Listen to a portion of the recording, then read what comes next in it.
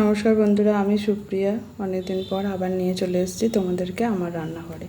তা আজকে বানাবো আলুর পরোটা আর আলুর তরকারি। তা আলুর তরকারিটা কী করে বানাই দেখো। আগে আলুগুলোকে ছোটো ছোটো আলু দুটুকরো করে কেটে নিয়েছি। এখানে সঙ্গে নিয়েছি পেঁয়াজ, টমেটো আর আদা কুচিও নিয়েছি। আদা কুচিটা এর সাথে মিশে গেছে, একসাথে কুচিয়ে নিয়েছি, তা আদা কুচিটা এর সাথে মিশে গেছে। এবার এর মধ্যে দিয়ে দেবো পরিমাণ মতো নুন।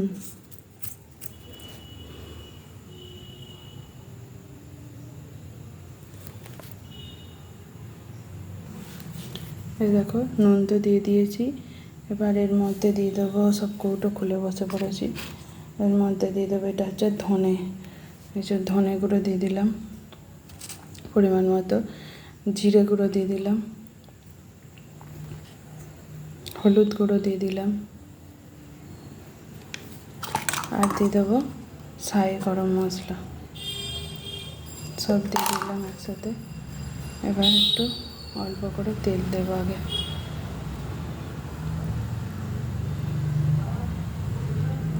দিয়ে একটু এটাকে ভালো করে চটকে নেব। চটকে মেখে নিয়ে প্রেসারে দেবো এটা।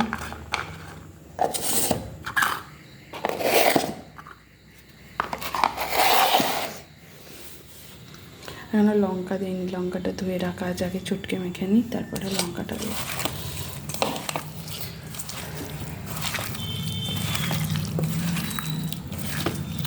এক এক দিন এক এক রকম করলে খেতে ভালো লাগে। তা ছেলে আলুর পরোটার সঙ্গে আলুর তরকারি খেতে চায়, আর ঘুগনি ফুগনি এসব খেতে চায় না, বলবে আলুর পরোটার সাথে আলুর তরকারিই ভালো। তাই না আজকে এইভাবে আলুর তরকারি করছি, রাতে শর্টকাটে করে নেওয়া আর কি। কিন্তু খেতে ভালোই হয়। এটা আগেও করেছি, খেতে ভালো হয়, খেয়েওছি। এখনকার টমেটম দেখছো নরম হয় না, আর শীতকালে এখানকার দেশি টমেটোগুলো কি সুন্দর নরম হয়ে যায় একটু নুন দিলেই।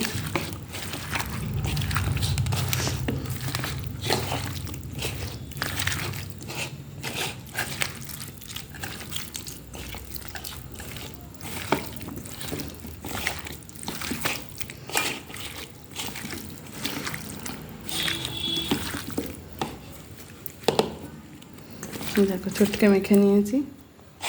এবারটা এই প্রেসারের মধ্যে ভরে দেবো।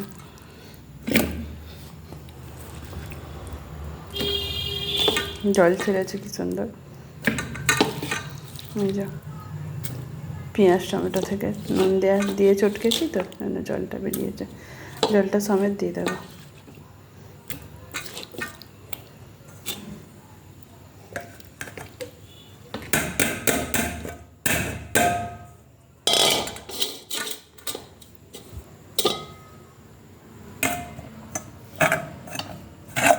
এখন বাটি পরিষ্কার করে নিয়েছি।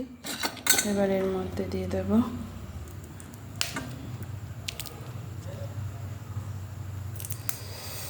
লঙ্কা,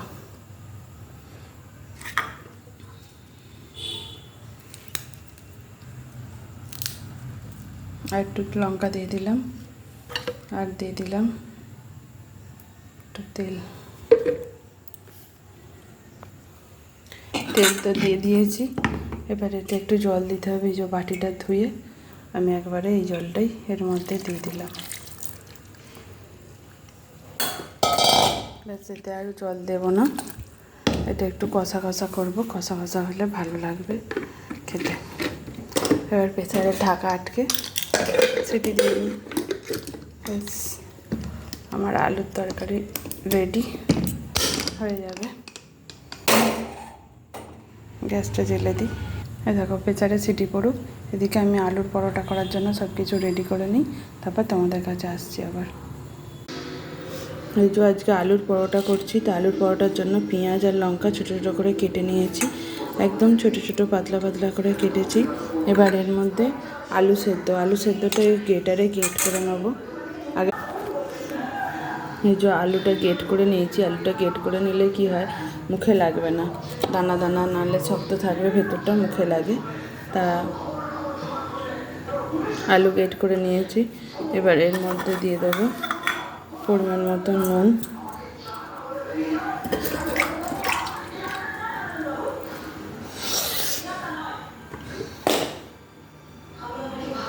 এবার দিয়ে দিলাম এর মধ্যে সরষের তেল,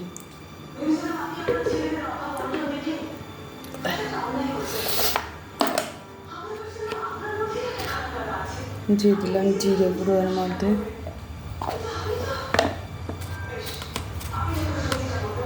দিলাম ধনে গুঁড়ো,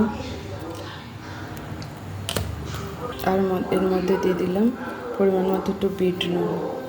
এবার এটাকে ভালো করে আগে মেখে নেব।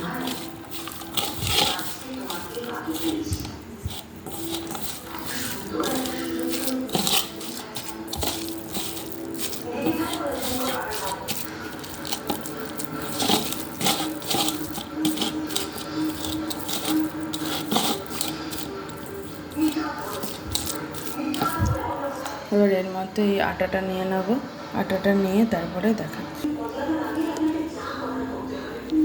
দেখো আটা নিয়ে নিয়েছি। এবার এর মধ্যে একটু সাদা তেলে ময়াম দিয়ে নেব। এবার এটাকে ভালো করে মেখে নিই। তারপরে দেখো আমার আটাটা মাখা হয়ে গেছে, আর হাতে নিয়ে নিয়েছি সাদা তেল। সাদা তেলটা এর মধ্যে ভালো করে মাখিয়ে একটু রেস্টে রেখে দেবো।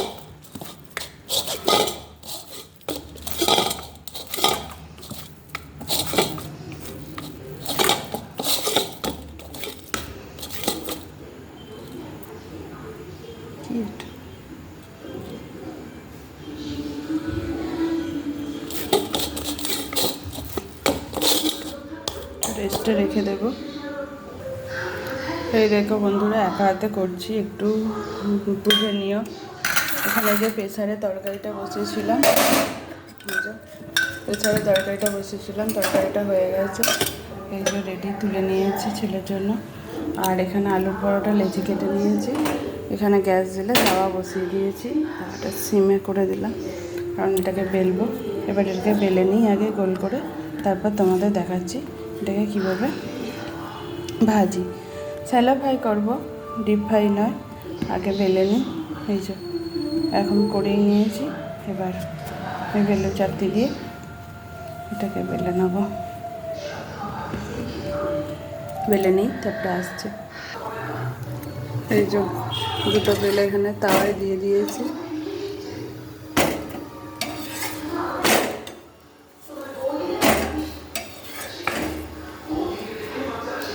এখানে একটা বেলে রেখেছি, ওটা তাওয়ায় দিয়েছি, এটাকে সেখানে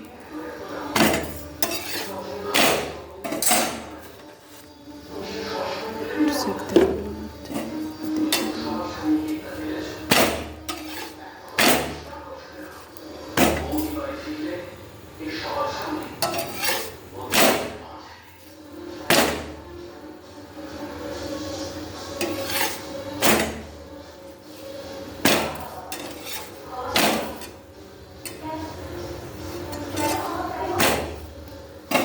আর একটু ভাজা হয়ে যাক, ওটা ভাজা হয়ে যাক। এই দুটো বেলে নিই। এটা বেলা হয়েছে, এটার মধ্যে রাখি।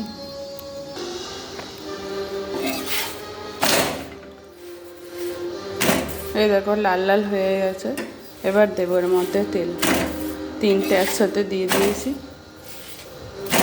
তিনটেই মোটামুটি লাল লাল হয়ে গেছে।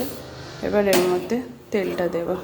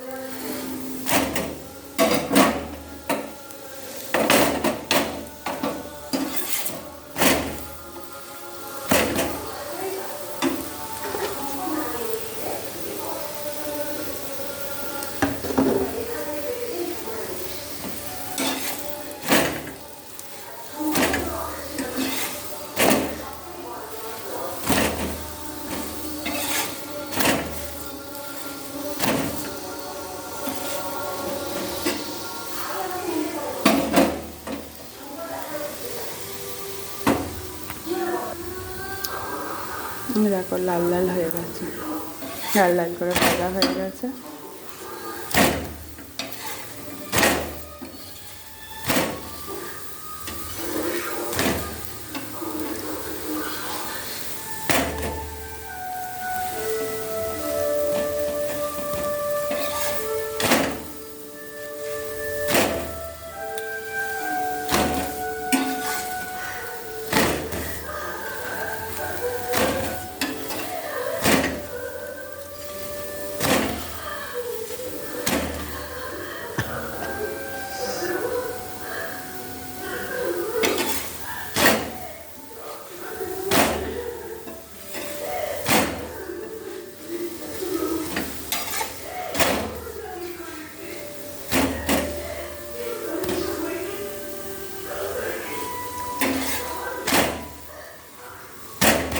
হয়ে গেছে, এবার তুলে নেব।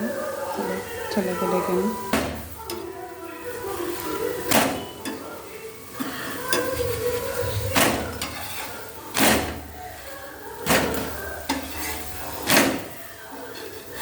এইভাবেই আমার আলুর পরোটা আজ রেডি হয়ে গেল। তবে তোমাদেরও ভালো লাগলে এরকম করে খেতে পারো, ভালো লাগবে।